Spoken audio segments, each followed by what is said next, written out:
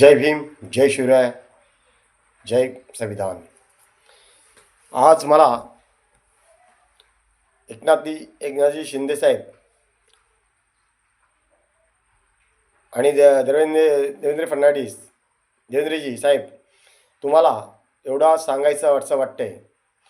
हे देशामध्ये राजकारण चालू आहे का जातीभेद चालू आहे?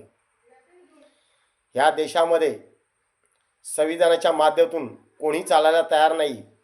जो तो आपल्या जातीवरती प्रत्येक समाजावरती प्रत्येकजण टीका करत आहेत. या टीका करण्यापेक्षा या देशाची परिस्थिती काय आहे आज मला सांगा.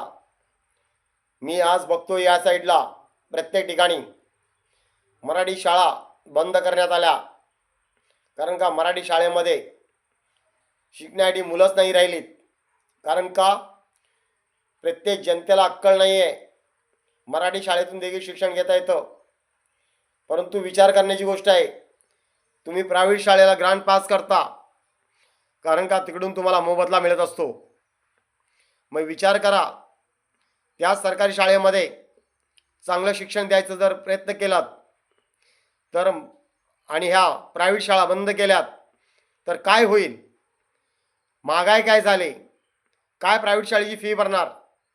मग सरकारी शाळेमध्ये असणाऱ्या कर्मचारी चांगल्या उच्च पदवीवर शिक्षण घेणारे शिक्षक त्या सरकारी शाळेत ठेवलेत तर चांगल्या पद्धतीचं शिक्षण मिळेल मुलांना. हे तुम्हाला काही कळत नाही आहे. प्रायव्हेट शाळांना ग्रांट बंद करा. कारण का मराठी शाळा बंद होत चालल्यात. मुलांना पैशाने विकत शिक्षण घ्यायला लागलं आहे. गरीब काय करणार? कुठून शिक्षण घेणार? विचाराची गोष्ट आहे.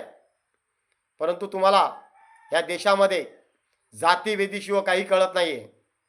जो तो प्रत्येकाच्या जातीबद्दलच बोलत आहे. हे मनुस्मृतीचे लोक ह्या देशाचा वाटोळा करतात, तरीसुद्धा तुम्हाला कळत नाही. तुम्ही सत्तेमध्ये बसलात, तुम्हाला अधिकार आहे.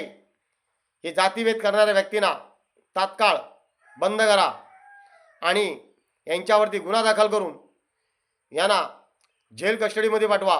कारण का हे जातीभेद करणारे लोक या समाजाला घातक ठरलेले आहेत. या भारताला देखील घातक आहेत.